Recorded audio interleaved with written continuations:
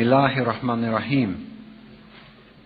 Alhamdulillah, wassalat, wassalam, ala Rasulillah. Dear brothers and sisters in Islam, Assalamu alaikum wa rahmatullahi wa barakatuh. Alhamdulillah, it gives me great pleasure to introduce Dr. Bilal Phillips to you to speak about the rights of non-Muslims and our responsibility towards them. Alhamdulillah, I think truly that Dr. Bilal Phillips doesn't need much introduction now. He's so well known in this country and all around the world. And perhaps he's written so many books on Islam that it's quite mind-boggling to wonder where he gets the time to do everything he does, mashallah. And for those of you who are internet users and use the World Wide Web, maybe you've already accessed his website where you can get much information from Islam. So really, I think he's very well known, and we don't need to go into every single book that he has written, inshallah. But anyhow, the topic is the right of non-Muslims and our responsibility, our heavy responsibility towards them. And this includes some subtopics: upholding the noble qualities of Islam, the non-Muslims as our neighbours, presenting the truth with good manners and wisdom, and clarifying the wrongfulness of terrorism and extremism in Islam. Alhamdulillah, after the talk, perhaps you'd like to field some questions about, if you could keep it to the topics in hand, and there will be some microphones, roving microphones, in the hall so that you can put your questions, inshallah. So without further ado, Dr. Bilal Phillips. Thank you, brothers. Alhamdulillahi Rabbil Alameen, wassalatu wassalam ala Rasulil Kareem, wa ala ali wa ashabihi, wa man istanna bi sunnati ila yawmiddin. All praise is due to Allah, and may Allah's peace and blessings on His last Prophet, sallallahu alayhi wa sallam, and on all those who follow the path of righteousness until the last day. The topic, the rights of non-Muslims and our responsibility towards them, is fundamentally a topic addressing the responsibility of da'wah. Allah subhanahu wa ta'ala has blessed us with the message of Islam through the efforts of Prophet Muhammad sallallahu alayhi wa sallam, who dedicated his life to conveying the word of Allah to us. It has reached us. It's a blessing that we have. And we have a responsibility to convey that message to those around us. That is basically the rights of non-Muslims over us in this particular context. And that right has been stressed in the Quran when Allah told Prophet Muhammad sallallahu alaihi wasallam, "Ud'u ila sabili rabbika bil hikmati wal maw'izati al hasana." This is in the 16th chapter, verse 125. Call to the way of your Lord with wisdom and good preaching. In instructing Prophet Muhammad sallallahu alaihi wasallam, because the fact that the Quran, though initially revealed to the Prophet sallallahu alaihi wasallam, its message, its instructions continue to everyone who would read it afterwards. So it is addressing us directly, and this is a command, an instruction in the Quran to act on this.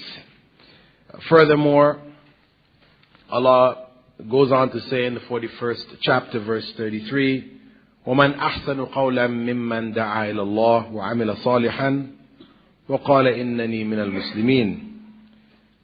And there is none better in speech than one who calls to Allah and does righteous deeds and says, indeed, I am among the Muslims. This is the best thing that we can say. the most praiseworthy form of speech that we can utilize is that of dawah, calling people to Allah. Doing righteousness, because of course to call people to Allah and not do righteousness is to call them and then dissuade them, discourage them, because of course our actions should be consistent with our speech. And that we say, indeed, we are among the Muslims. We don't hide ourselves. We don't try to disappear into society, whether we're at universities or we're on job sites or whatever. No one would know we are a Muslim unless we told them. No, this isn't the way. A Muslim is known. We say we're a Muslim. Saying we're Muslims is saying it in words as well as in our daily dealings with them, how we appear even. Prophet Muhammad ﷺ, in many statements, stressed the importance of distinguishing the believers from the disbelievers. This is why, he instructed, for example, if we wear turbans, he said you should wear caps under your turbans to distinguish yourself from the pagans. We said to grow our beards, trim our mustaches, distinguish ourselves from the pagans.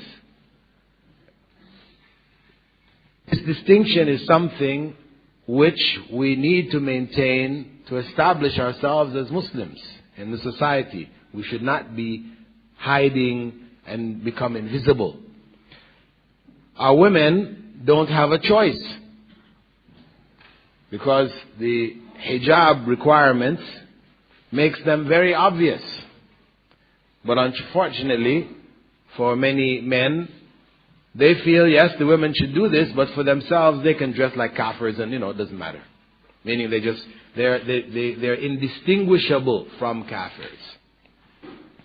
Now, the dress of the country, pants and shirts and these kind of things, of course, are not in and of themselves, we could say kafir dress. It is the dress of the people.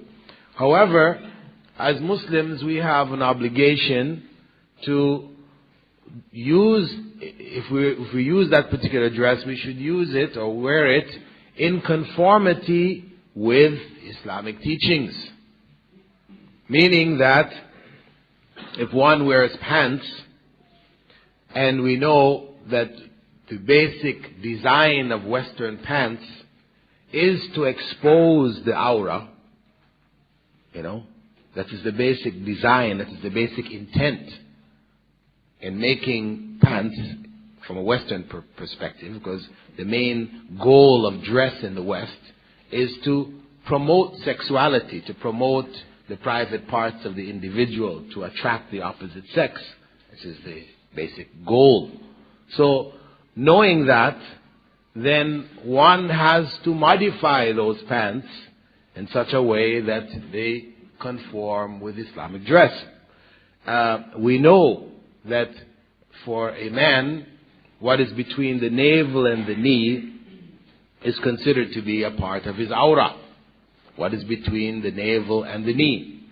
And that should be covered. And when we say covered, just as we will insist on a woman, if she's wearing hijab, if she's wearing aerobic bodysuit, right, with a scarf on her head, and she wants to go out like that, you're going to stop her at the door and say, hey, where are you going? She says, well, I'm covered. I'm covered. All that's visible is my face and hands. But hey, you're wearing this bodysuit which is showing all your body parts. Right? You're going to stop her. In the same way, if we wear pants which hug our thighs when we walk, when we sit, when we bend, then it is just like the woman wanting to wear that aerobic bodysuit. So we must wear a top, a shirt, which then comes down at least to the area of our knees, to cover that area. If we don't modify and wear, large size pants, extra large, so that when we bend, etc., these things, these are not being shown, like the Turkish pants with the crotch around your knees or around your ankles. If you're not prepared to wear those kind of pants, right, then you should wear some very loose pants with a top which is going to come down and cover as support to cover that area properly. This is part of proper Islamic dress. It's not saying that you cannot wear a shirt and pants, but it's saying that you cannot wear it as the kafirs wear it. You must modify it so it is in conformity with the Islamic principles of dress.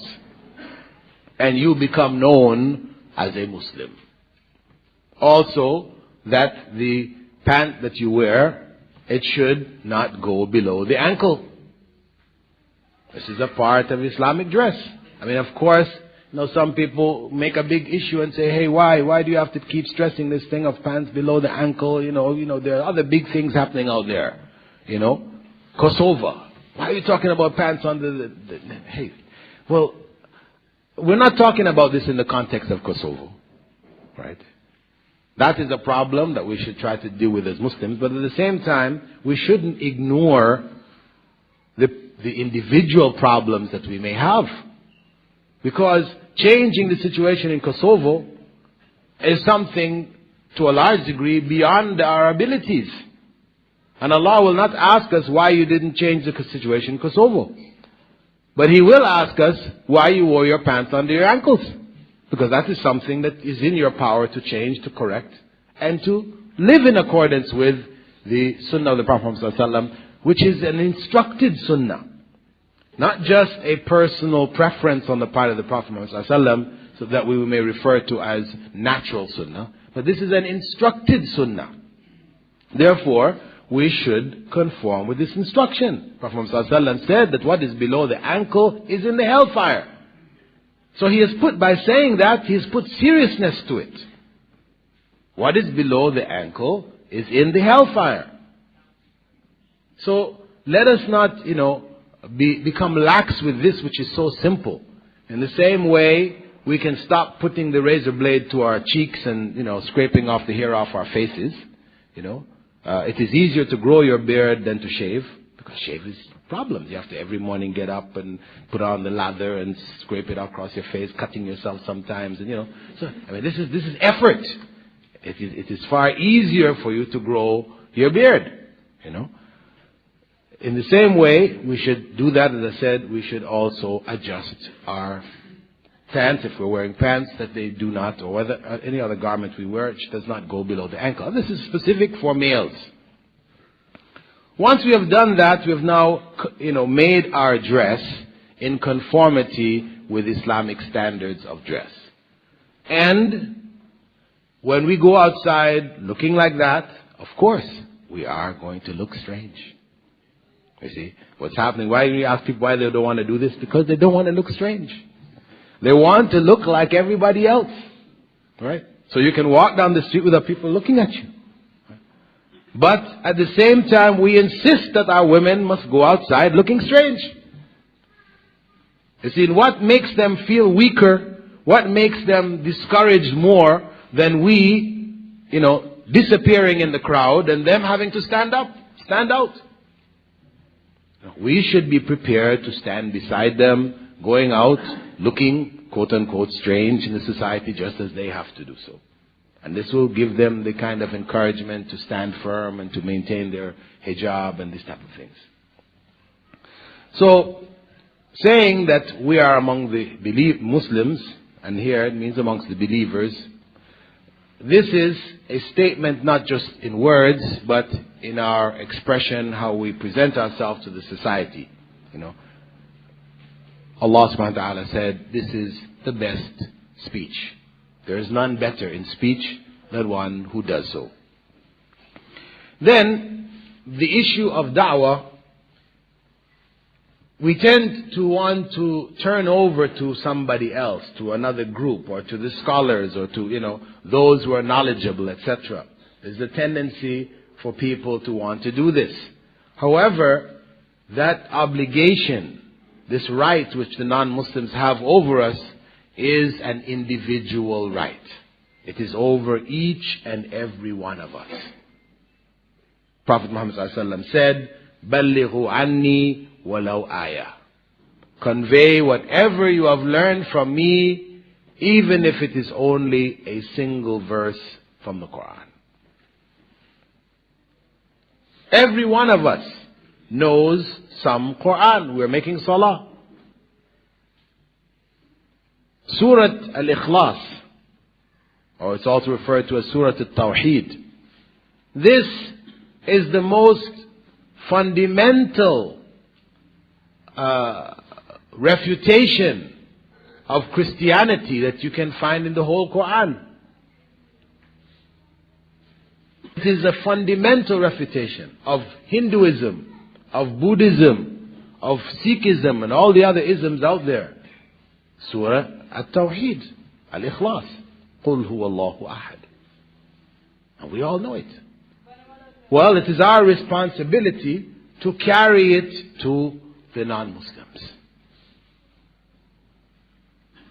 An individual responsibility. As the Prophet Muhammad ﷺ said, "Ballighu anni walau ayah."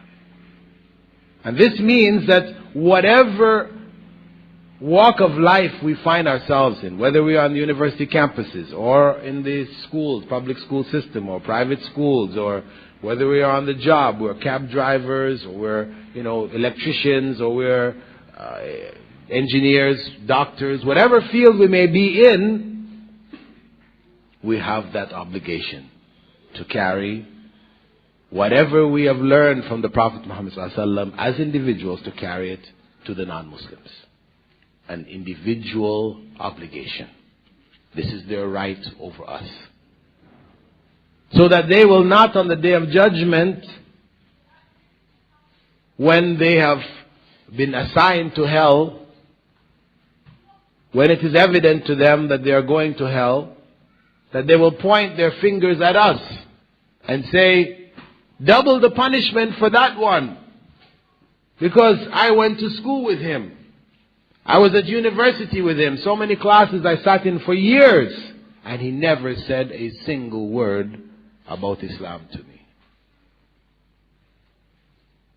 I worked with him at the job for years, and he never opened his mouth one time to tell me what a Muslim was."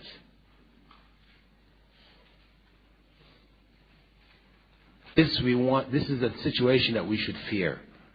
We should fear that we come before Allah on the day of judgment, and people going to hell will be pointing their fingers at us, saying that we did not do our duty. These are sins against us. Allah subhanahu wa ta'ala and His Messenger did not leave that obligation merely as an instruction, as a command. Call to the way of your Lord. There is none better in speech. Convey whatever you have learned. Allah subhanahu wa ta'ala in Surah Al-Baqarah said, after saying that the best in speech are those who call to the way of their Lord, He went on to say, وَمَنْ أَظْلَمُ مِمَّنْ كَتَمَ شَهَادَةً عِنْدَهُ مِنَ اللَّهِ. And there is none more evil, more oppressive than the one who hides the witness that he has from Allah. Quran that we have from Allah, this is a witness unto mankind, and we are witnesses to carry that Quran, the message, unto mankind. If we hide that, Allah subhanahu wa ta'ala said, there is none more evil. وَمَنْ أَظْلَمُ. None more evil. Who is more evil than that? Furthermore, in Surah Al-Baqarah, that was verse 140, in verse 159, Allah goes on to make an even more dreadful statement with regards to those who hide the message of Islam, saying, إن الذين يكتمون ما أنزلنا من البينات والهدى من بعد ما بيناه للناس في الكتاب أولئك يلعنهم الله ويلعنهم اللاعنون. Indeed, those who hide what I have revealed of the clear messages and guidance after it has been made clear to the people in the scripture, indeed, those are cursed by Allah and cursed by all who would curse. They are cursed by Allah. أُولَٰئِكَ يَلْعَنُهُمُ اللَّهُ. And they are cursed by everyone who would curse. وَيَلْعَنُهُمُ اللَّاعِنُونَ. All the people who would suffer as a result of our not conveying that message, they will curse us. Curse us in this life, curse us in the next life. This is a severe warning. Something we really should consider. Who wants to be under the curse of Allah? Who feels that he can stand in the curse of Allah? We should all shudder when we hear such verses. If we don't, if such verses don't touch us and make us, feel that we have not been fulfilling our responsibility here, ashamed to stand before Allah, it means that our hearts have become hard. Our hearts have hardened. Allah talks about those whose hearts have become hard. Means that we are lost. We're lost. We are the walking dead in this life. The verses of Allah have no effect on our hearts. And something so severe as this. And Prophet Muhammad ﷺ, as collected in Abu Dawood, Sunan Abi Dawood, and An-Nasa'i, authentically, stated, "Man katama ilman aljamahu Allah bilijamin min nar." And whoever hides knowledge will be branded with that knowledge, with a branding iron from the hellfire. This is telling us that the consequence of not conveying the word of Allah is hell for us. It is a major sin. It is a major sin. Because whenever you have the consequence of an action being the hellfire, this is telling us that this is a compulsory duty which we have not fulfilled, which then becomes a major sin, major haram.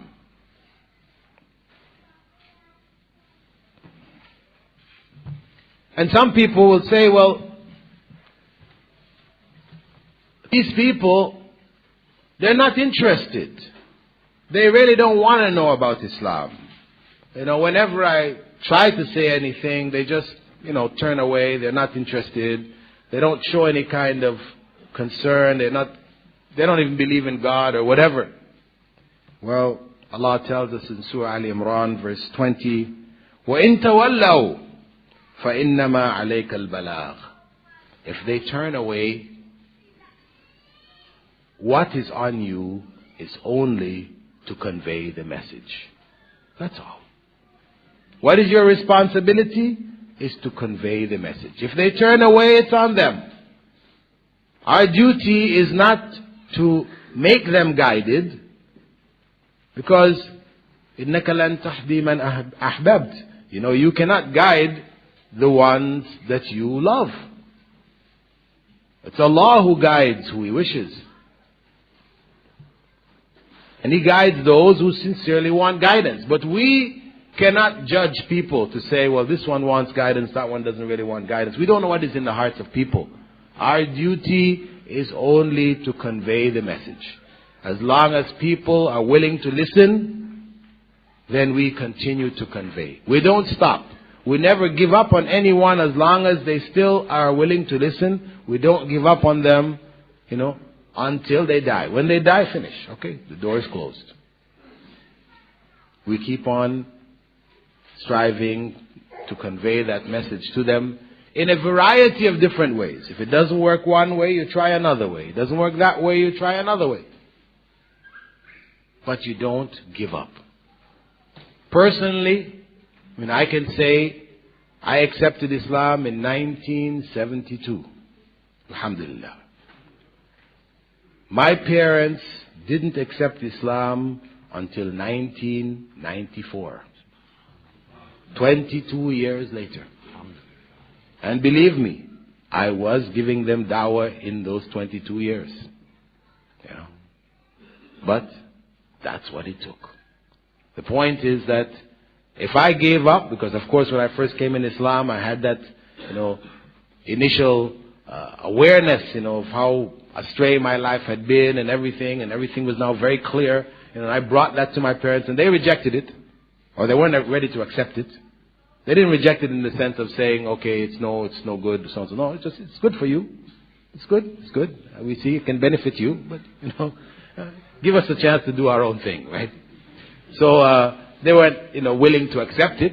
So, I could have been discouraged and just given up and felt, oh, well, what's the point? They're not interested. But no. I kept on trying with them, this way, that way, another way, And that's how we have to be. We cannot give up simply because people do not accept Islam after we have given it to them. In the Dawah Center, which I am a director of in Dubai, we have approximately 25 people accepting Islam every month. Alhamdulillah. The vast majority of that 25 are not people who we directly have given da'wah to, but people who somebody gave a little bit of da'wah here, somebody else gave them a little bit of da'wah, somebody gave them a little, along the way until finally, they bumped into us and we gave them the final push. Right? But we didn't start the da'wah with them. The vast majority of them were given da'wah from a number of other different sources before they finally, came across us. And many people we give da'wah to, they go and we never see them again. We don't know what happened. Because let's say only a very small percentage, maybe only about 10 or 15% of them, we can say, we started the da'wah with them from zero and took them all the way to their accepting Islam, by Allah's grace. Only a small percentage. The vast majority is from the efforts of many others that they came in contact with. And as I said, many we give da'wah to, when they go, we don't see them again. Sometimes we hear later on, 2 years later, 3 years later, we run into the person, hey, remember me? We had come so and so, so they had already accepted Islam somewhere else and here they were practicing. So our duty is just to convey the message, to give them that seed. It is on them, it is by the will of Allah, whether that seed will grow amongst them and flower into Islam or whether it dies. Our duty is just to convey the message. And when we are conveying the message, we should be aware of where to begin. What should be our focus? And the focus is mentioned in a hadith narrated by Ibn Abbas, in which he said, لما بعث النبي معاذا نحو اليمن قال له, when the Prophet Muhammad ﷺ sent Mu'adh ibn Jabal as the governor to Yemen, he said to him, إنك تقدم على قوم من أهل الكتاب فليكن أول ما تدعوهم إليه أن يوحدوا الله تعالى. You are coming to a people from among the people of the book. So let the first thing that you call them to be that they establish the oneness of Allah. And yuwahidullah ta'ala. That is the focus. That is the key. That is salvation. Salvation lies in them recognizing the oneness of Allah. So that has to be the core of our da'wah.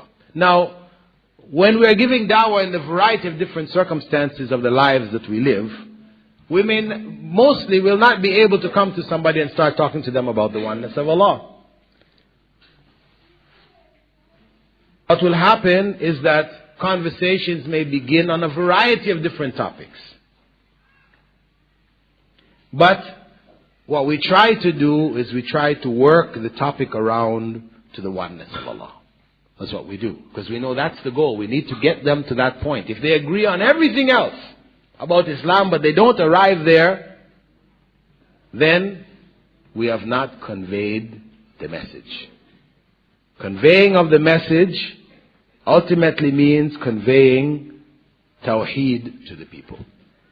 But as I said, we may have to go from a variety of different points to try to get them there. Because we have to consider ourselves, whenever we take up this very important responsibility of da'wah, we have to consider ourselves as doctors.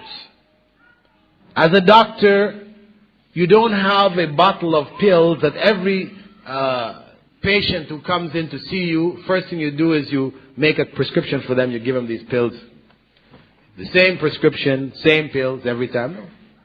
Each person comes, you have to find out what is their sickness, what is their illness, what are the causes, what has led to their state. Having discovered that, then you give them certain pills to help them get back to normalcy, right? And whatever final pills you need to straighten them out, you give them also along with it. And that's the same way we have to approach da'wah to non-Muslims. That we have to understand that each person has his own individual life experience. You have in front of you atheists. Some. There are few. Most people already believe in God. But you do have some atheists out there. When you deal with an atheist, you have to deal with them really as individuals. Because you need to find out, why did that person become an atheist?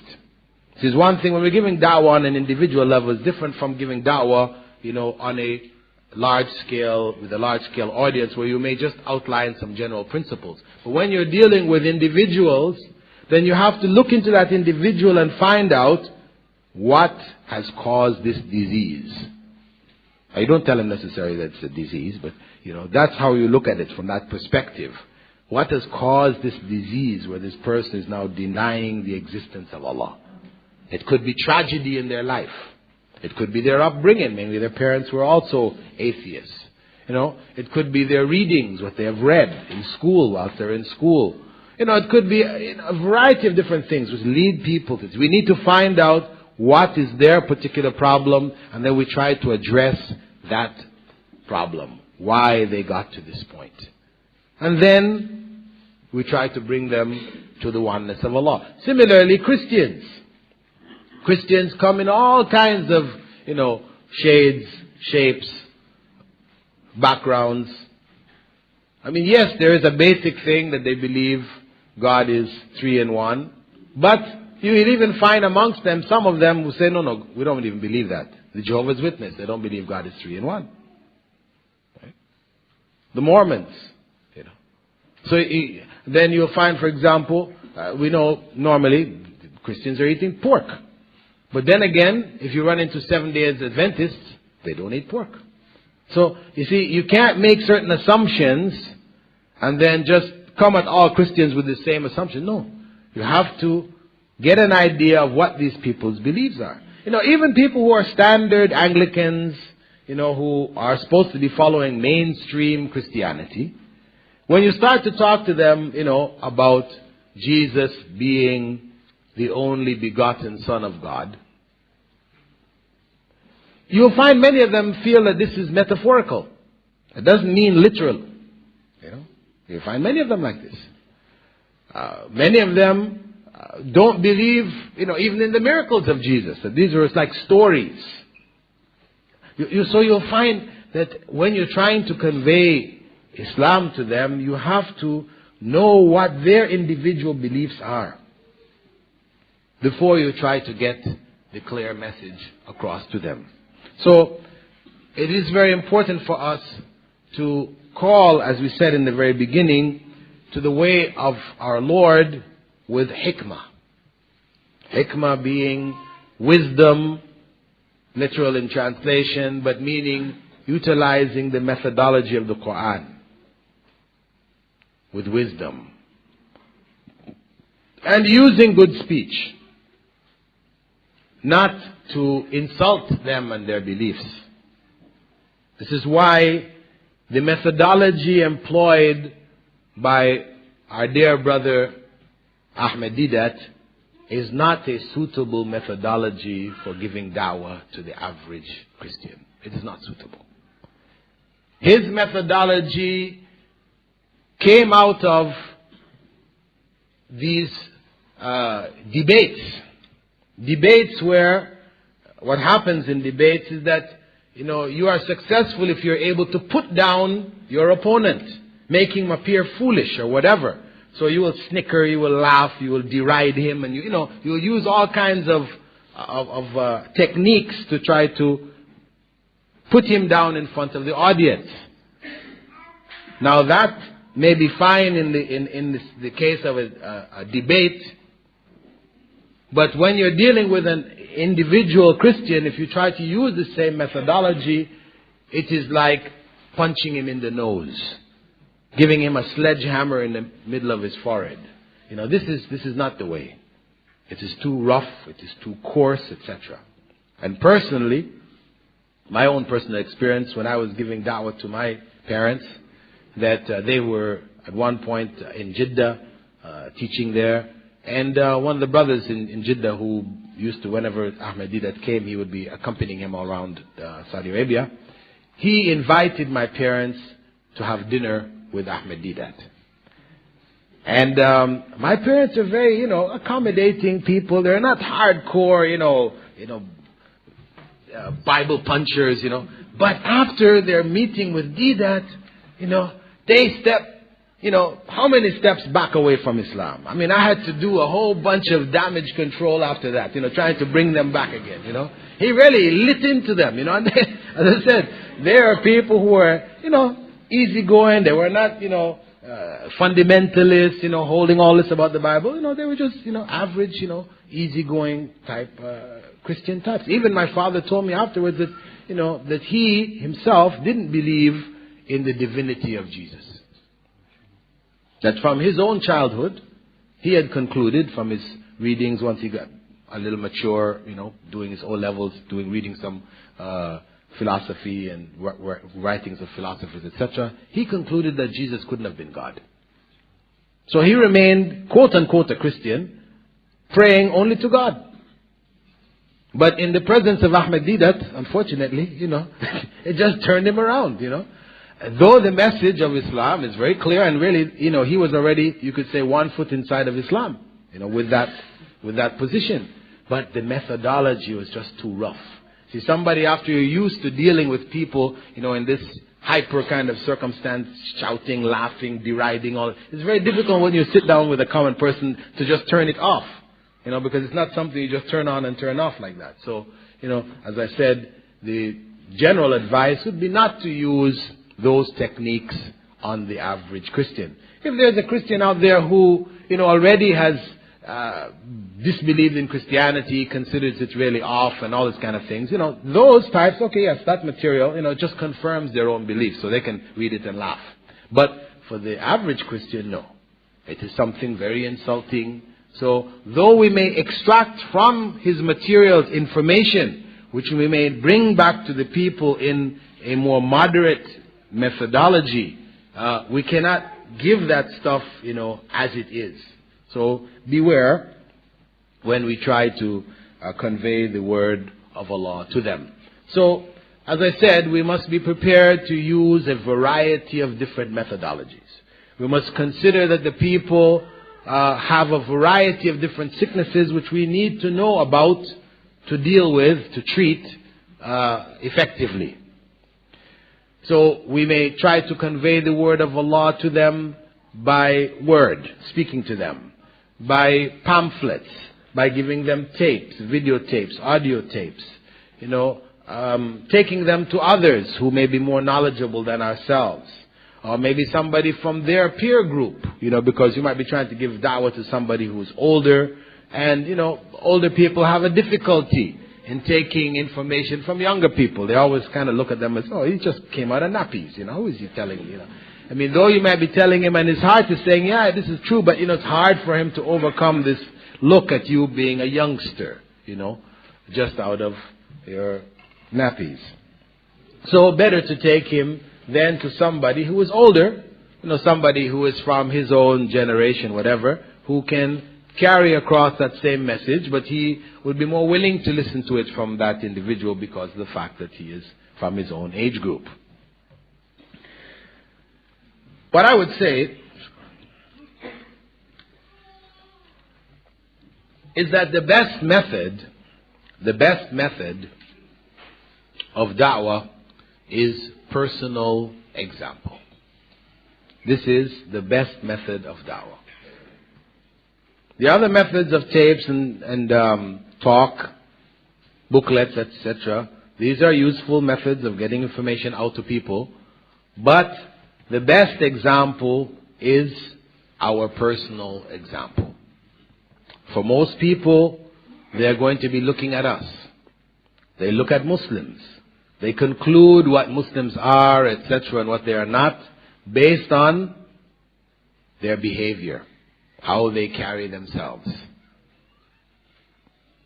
So, what this invites us to is to be exemplary in our behavior.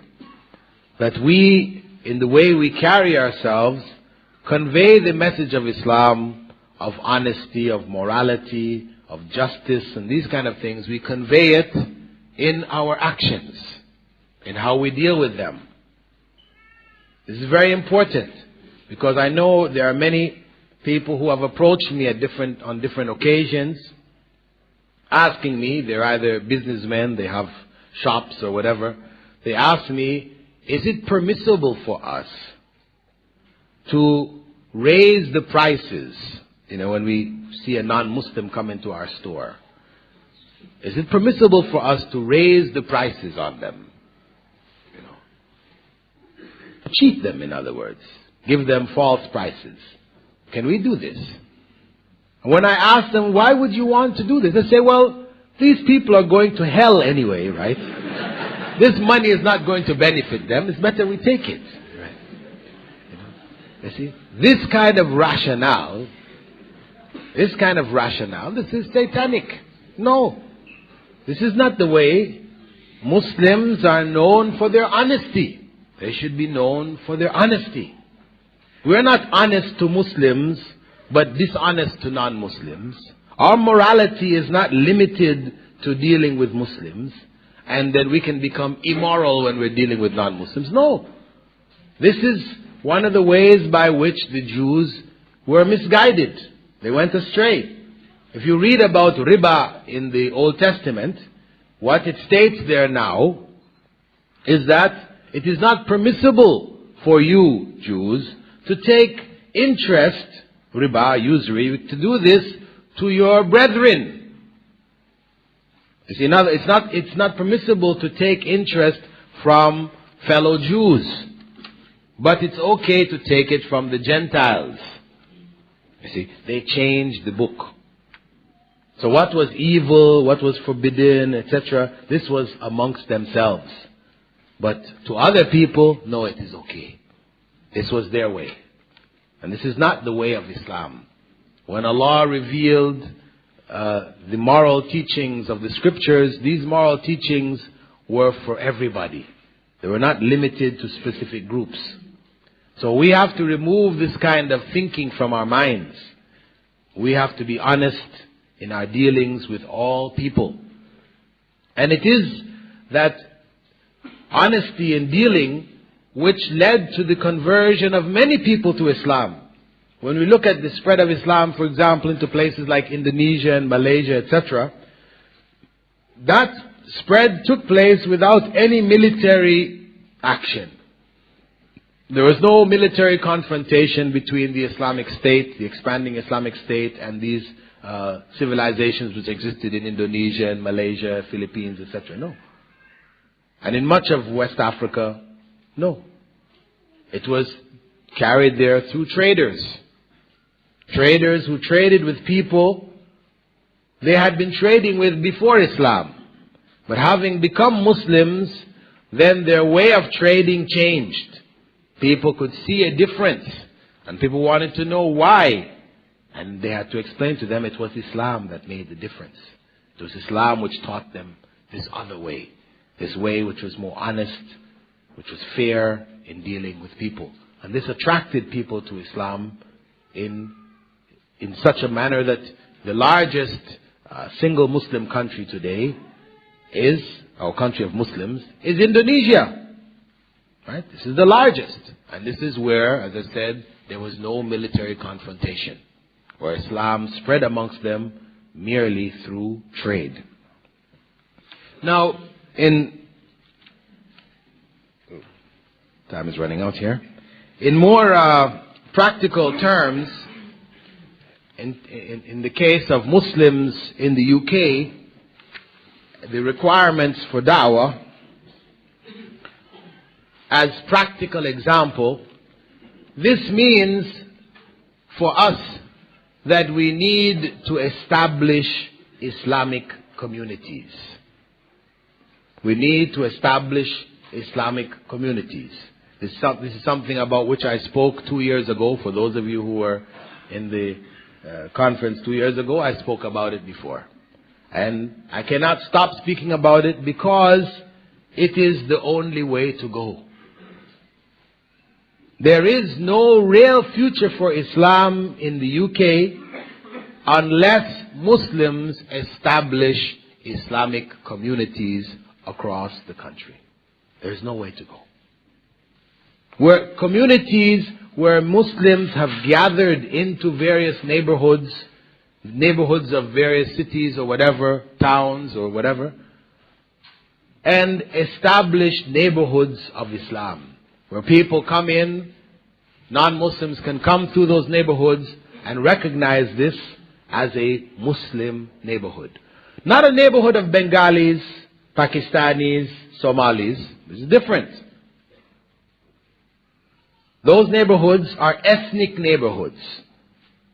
The people happen to be Muslims. But more important, they are Bengalis, Pakistanis or Somalis. The Arab, down in London, it's Arab area where all the stores are written in Arabic. Some of these Arabs are Christian Arabs. Some of them are, a variety of different things. No, neighborhoods wherein people have congregated in those neighborhoods, have moved into those neighborhoods on the basis of Iman, on the basis of faith, with a desire to try to establish an Islamic presence, which can be exemplary, which can be an example to the society in which we live. Because this society keeps looking at the Muslim world and saying, hey, you guys are talking about Islam and how it's good and just and all these different things. But look at these places. Look at Algeria. Look at, Saudi Arabia. Look at this one. Look at Egypt. Look at Sudan. Look at what they're doing there. You see, and it's only so much you can do to say, well, no, that's not really what Islam is. And no, Islam, they shouldn't be doing this. And, no. We need to show them what impact Islam has on the life of a community if it practices it. We need to show them in practical terms. This is essential for our da'wah here. This is essential for establishing our presence here. And not only that, but it is also an obligatory duty. Let us not think that this is just something, oh yes, yeah, it would be nice. No, it is an obligatory duty for us to make hijrah, to create these neighborhoods.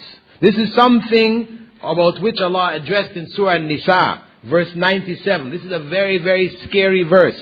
And I think each and every one of you need to go back and to read this verse and reflect on it. Each and every one of you that currently is living in scattered locations where most of your neighbors, etc., are non-Muslims, etc. In your work situation, you, your wife, your children can hardly practice Islam. Your children are going to kafir schools, and this is the situation you're living in. You need to go back and to read this verse. Allah says there, إِنَّ الَّذِينَ تَوَفَّاهُمُ الْمَلَائِكَةُ ظَالِمِي أَنفُسِهِمْ قَالُوا فِيمَا كُنْتُمْ. Indeed, those whom the angels take their souls in a state of self-oppression, breaking the laws of Allah. The angels will say to them, in what state were you?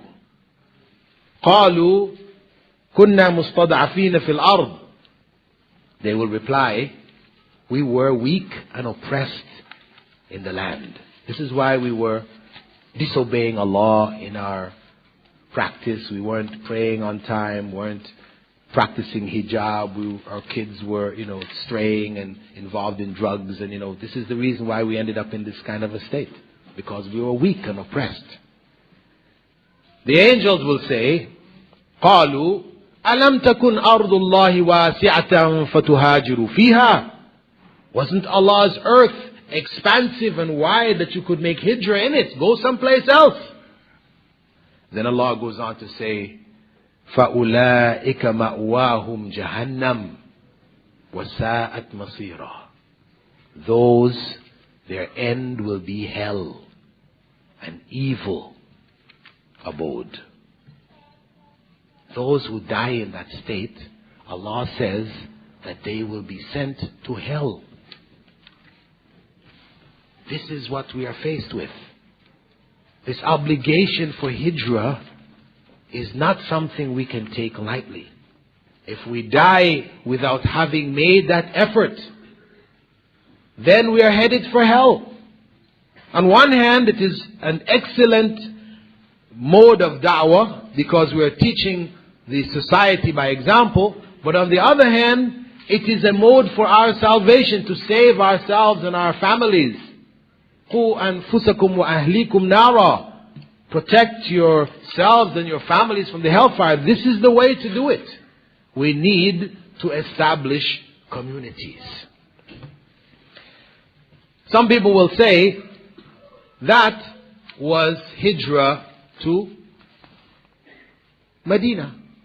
Yes, this verse was revealed specifically in reference to Medina.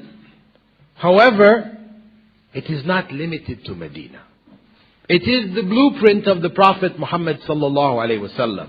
In establishing Islam in the Arabian Peninsula, it was the blueprint. He made hijrah to Medina. The people came and they established a community. From there, Islam spread over the rest of Arabia and out to the rest of the world. That was the prophetic blueprint. And this is what we cannot avoid. The way of the Prophet Muhammad ﷺ, لَقَدْ كَانَ لَكُمْ فِي رَسُولِ اللَّهِ أُسْوَةً حَسَنَةً. The way of the Prophet Muhammad ﷺ, Allah said, in him is the best example. His way is the only successful way. We will fail trying to do anything else. We have to come to it. And furthermore, Prophet Muhammad ﷺ had said to us, in a hadith narrated by Muawiyah, لا تنقطع الهجرة حتى تنقطع التوبة. Hijrah will not end as an obligation until the acceptance of Tawbah ends. ولا تنقطع التوبة حتى تطلع الشمس من مغربها. And Tawbah will continue to be accepted until the sun rises from the west. That is one of the signs of the last day. So the hijrah is an obligation on us. It remains an obligation. We will not succeed in establishing Islam, having an impact on this society, until we establish communities. It is a means of da'wah, and it is a means of salvation for ourselves. In closing, let me just recap that our obligation to non-Muslims, the rights which they have over us, is that of conveying Islam to them. It is an individual right on each and every one of us. not something delegated to others. We may help others who are doing it, and we get reward for helping others who are doing it, but it doesn't negate the individual obligation that we have on each and every one of us. And we said that to not do so is to bring the wrath of Allah upon ourselves, the curse of Allah on us. It is not something to be taken lightly. We each and every one of us have to convey this word of Allah to those around us. And we said that that conveyance could be in a variety of different modes. It could be through the distribution of pamphlets, booklets, tapes, etc. But the best example and best method is by our personal example. By our personal example. And it does require us to reach the people in all the various modes possible. I said we should convey it to those who are with us in school, those who are with us on our jobs, those who may be with us, we travel to work every day on the tube.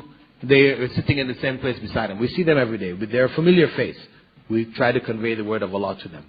To some degree, it also requires us to get out of our homes, to step out, and to try to bring it directly to them.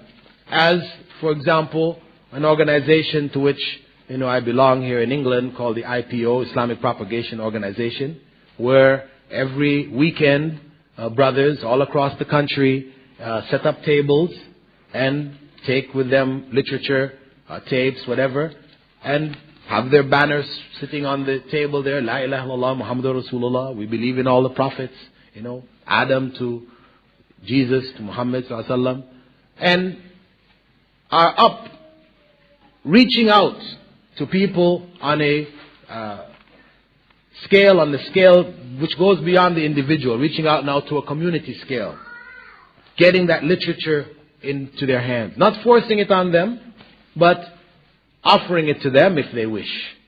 Such an effort, for example, I feel is worthy of support. This is why I am involved in the shura of the IPO, to help them, help to guide their efforts.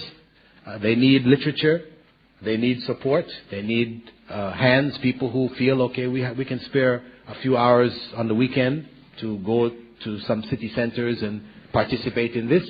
And we can approach those who have this intention or feel they would like to do this as a sacrifice on their part for the sake of da'wah to convey the word. They can approach the brothers who have a table, this IPO table, and sign up and offer their services to them. This is on a very practical, grassroots, down to earth kind of level. But we have still in front of us the establishment of communities. And that is the ultimate level that we have to strive for. Allah knows whether we will actually make it or not. We may strive throughout our lives and fail. It doesn't happen, doesn't manifest itself. Or only aspects of the community can be established. Only in a Muslim school or a Muslim clinic or, some aspects. But the point is that we died trying. And Allah will reward us for having tried. But if we sit back, if we become complacent, if we feel that life here is okay, then we are in trouble. Then we are in trouble. And I ask Allah to put in our hearts a desire to convey His word to others, to live in accordance with that word and to convey it to others in this society, to fulfill our obligations to the non-Muslims so that on the Day of Judgment no one can point a finger to us and say, he didn't convey, she didn't convey. They knew and they didn't tell us. Assalamu alaikum wa rahmatullahi wa barakatuh. Jazakumullah khair, Brother Bilal. MashaAllah. There's not much time left for questions. But brothers and sisters, before you ask the questions, I think Brother Abu Muntasir has some announcements to make at the end. So please don't rush away after the questions have been answered, inshallah. So what we intend to do, inshallah, is to you can have written questions which have been already submitted, and there's also roving microphones if anyone wishes to put their question to the microphone. We'll try and balance this, and we'll start with the written question immediately, inshallah. Okay, I'll try to answer, since we have many questions and very little time. I'll try to answer them as quickly as possible. First question, what do we do if we have to wear a uniform in school that doesn't distinguish ourselves from the non-believers? Well, I would say that the uniform should be worn in such a way that it does distinguish ourselves. You know, you can modify that uniform, and you have the right to modify that uniform as the right for religious expression, you know, is preserved in the Constitution of England. So you need to struggle for that, make sure that you do have the right to make whatever modifications are necessary to distinguish Muslims from non-Muslims. And this also points towards the great necessity for what? For Islamic schools. Because why should our youths have to be put in this position? In an Islamic school, then they will be dressed in accordance with Islamic teachings. They will not have to be making these kind of distinctions. My job involves going out and seeing customers. Therefore, I see 4 or 5 different people a day. Is it still obligatory on me to give them da'wah, since I spend a little time with them and I am there to do a job? No, this does not absolve us from da'wah. Alhamdulillah, Allah has put you in a very special position. You're able to see 4 or 5 different people every day. Then it becomes even more obligatory on you to carry the message to them. You have a little pamphlet and so on so with them after you talk to them about whatever else. You know, you can just show them the pamphlet. There's a nice one which is called Understanding Islam and Muslims, very colorful, very pretty and so on so. You know, you offer it to them, you know, would you like to read this? If they say no, okay, fine, you carry on. You know, it's not hard sell. You just offer it to them at the end of whatever you have to present.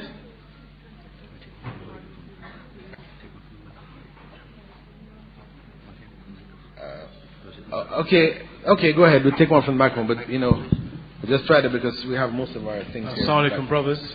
Just really following on from what Sheikh Abu Amina said. We're just down there by where the books are. We have a small exhibition for those interested in maybe doing a dawah table in their particular area. If you are interested, as many brothers here are doing, inshallah, just come down. We supply the books free. We supply the table and the poster free.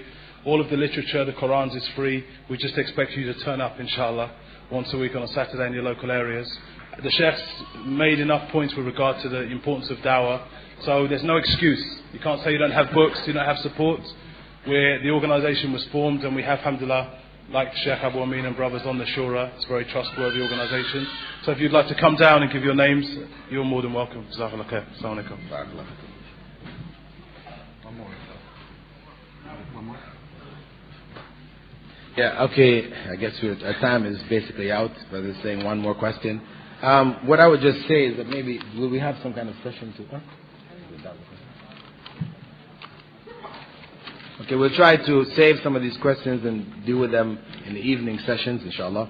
Can we take Christians as friends, and what are our guidance and limitations? Well, the issues of friends, we have to be friendly with them in the sense of giving da'wah. You know, one cannot do so with, you know, open hatred on our faces. You know, if we have hatred in our hearts for them simply because they're Christians, we hate them, be sure it's going to show up on our faces, it's going to come out in the words that we have. We can't make da'wah feeling like that. You know, Prophet Muhammad ﷺ, you know, hated hell for people. This is what he hated. You know, but his approach in da'wah was one which was very soft, one very open, you know, and that's how we have to follow it. What are your views on Muslims allowing Jehovah's Witnesses into their homes? Allowing them in the homes if you've got a solid program of da'wah to give them. But just to go and sit and listen to their message, of course, is foolishness.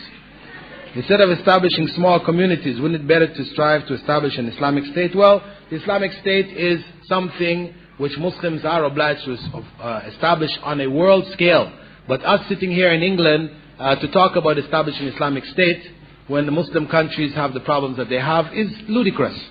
You know, we can know it, we should be informed about it, but to call to it in the sense that that's where our energy is placed, no, this is ludicrous. We should put our energy on what we can actually do. And that which we can actually do is we can create these communities.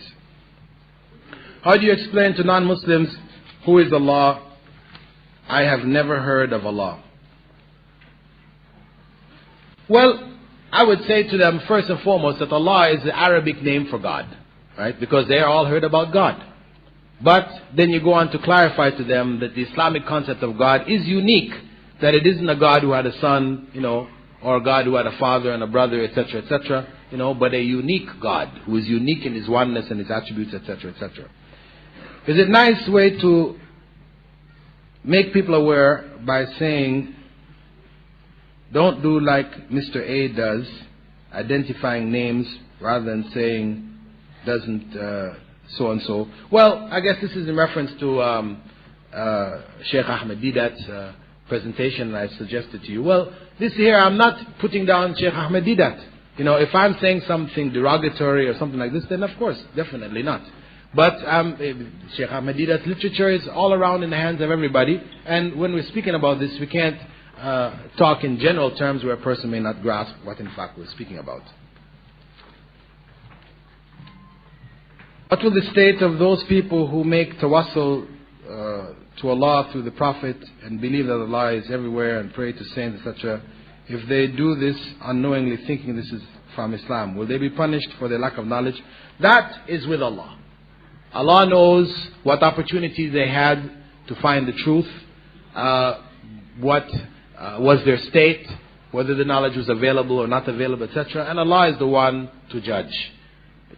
On a general scale, yes, those people who die in that state of shirk, etc., Allah has said they're going to be in hell forever.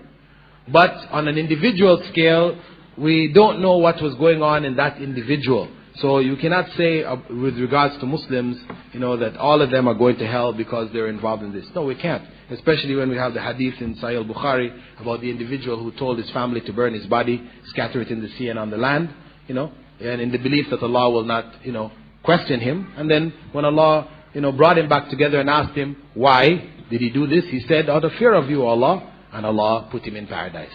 Even though the belief that he had, that Allah would not be able to get a hold of him if he had his body burnt into ashes and sprinkled in the sea and on land, this belief is kufr. It's kufr. It's denying Allah's ability to resurrect us. But Allah overlooked that because it was ignorance on his part and put him in paradise because of his fear of Allah. So, that is out there. It's in Sahih Bukhari. It's right in front of us. This is telling us that ultimately we cannot judge individuals and say that all these individuals are going to hell. No, we can say in general, one who dies in this state, as Allah said, is going to hell. But for the individual, their affair is with Allah. Barakallahu feekum. Okay, Assalamu alaikum. Brother Abu Muntasir has got some announcements to make. I think we could listen all day for that talk, inshallah. So you said you've got another 5 more minutes. You got 5 minutes? 5 more minutes. Oh, that's for more questions. Okay, brother. Could I just... do you want your sisters? Yeah, okay, give me a couple from your sisters. Okay, wait a minute. We didn't give any questions from the sisters. Let me just take a few from them. These are all from the brothers. My sister appeared to have come very close to accepting Islam. I was then told by her that she was gay. She still seems to be interested in Islam. How do I approach da'wah? I also fear the reaction of my husband towards her, and have not told him in the hope that she will still turn to Islam. Is this haram? Because a person may be gay, it doesn't mean that we cannot give them da'wah. Being gay actively is a sin.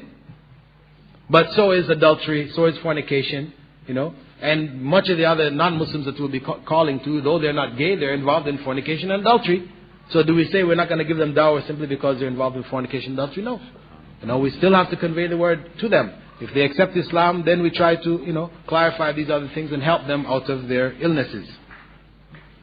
You say it's an obligation to make hijrah, but isn't it also important to give da'wah to your family who may not be practicing? Yes, it is. That's why I said hijrah. I don't mean necessarily everybody packing up their bags and heading over to Saudi Arabia or to the Emirates, or Sudan. No. I'm not suggesting that. As I said, hijrah here, we talked about within England, go to Leicester.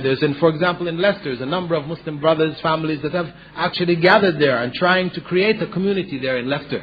They're starting an Islamic school, they have some Islamic businesses, and the brothers have some skills, and they're inviting and encouraging people to come there and try to create a community based on faith. Right? So that is something which is within our grasp, and I think we should consider it seriously. Among the Muslims in UK, there seems to be a thinking that they can lie to the government, unemployment, housing, taxes. Is this acceptable? Of course, lying is not among the traits of the believers. Simply because, unfortunately, we do find Muslims here because we're under a non-Muslim government. This becomes now justification to be involved in all kinds of deception, etc., etc. No. Muslims are known for their honesty, sticking by their word. They are here, they have made a pact with this country, with their passports, etc., to be among the citizens. They take benefits from the country in the sense of the roads and the transportation, all these different things. Then they have to pay the taxes and the things that are required here. To try to skip out of it and to run away from it and all these other kinds of things, And then you find, I remember when I was here before, there was a thing in the newspaper about this individual, a Muslim family. This guy, head of the family, big long beard and looking like, a holy man, if you have the idea of a holy man. This guy had been caught for this huge scam. He was, fraudulently had his family. They would fake accidents and collect benefits. And he had built up £1 million business for himself through this. Yeah, it's horrible. There's no justification for this kind of behavior. Having Islamic community, divorce of cultural or nationality has been a major problem in England. Majority because of our outlook on life, or perhaps our knowledge of Islam, even as Muslims, is too low for us to realize the practicality and possibility of universal Islam. Well, this is what the establishment of Islamic community addresses, because this will be a community not only of Pakistanis or Somalis or Bengalis or whatever, but it is a community of believers. And that's the only way that ultimately we're going to succeed in overcoming these kind of nationalistic boundaries which split up and fractionalize our community, is by functioning, working, striving for the sake of Islam based on our common faith. Brothers and sisters at times make hijrah without having the reality or knowing the reality of the situation. Comment. Well, this is real. We do need, when we're going to make hijrah, however it be, whether it be within the country or outside the country, we do need to investigate whatever move we're going to make thoroughly. And if you're involved in any kind of Islamic venture, whether it be business or education or whatever, we need to investigate thoroughly. Because, as they say, if you don't plan to succeed, you in fact are planning to fail. This is the bottom line. So success, we need to take what necessary steps to get the necessary information for us to succeed in whatever Islamic ventures we approach.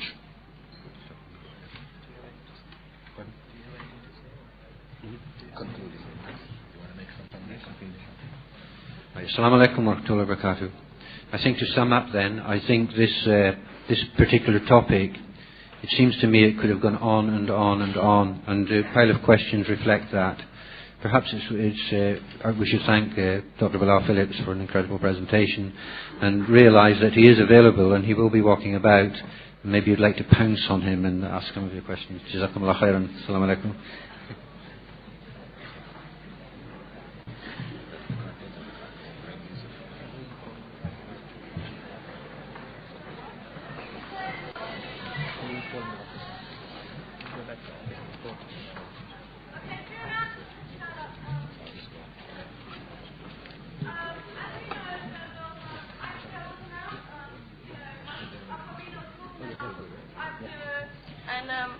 Assalamu alaikum. Just a sad announcement really. We were talking about Sheikh Idris' dad, Abu Idris, being ill in hospital. He did pass away last night, Maghrib time. We have arranged his funeral, Janazah prayer, today at 12:30. I'll announce again after the next lecture, inshallah, so everybody is well aware of the event, inshallah. So 12:30, the Janazah will take place where you have been praying Fajr, and the same place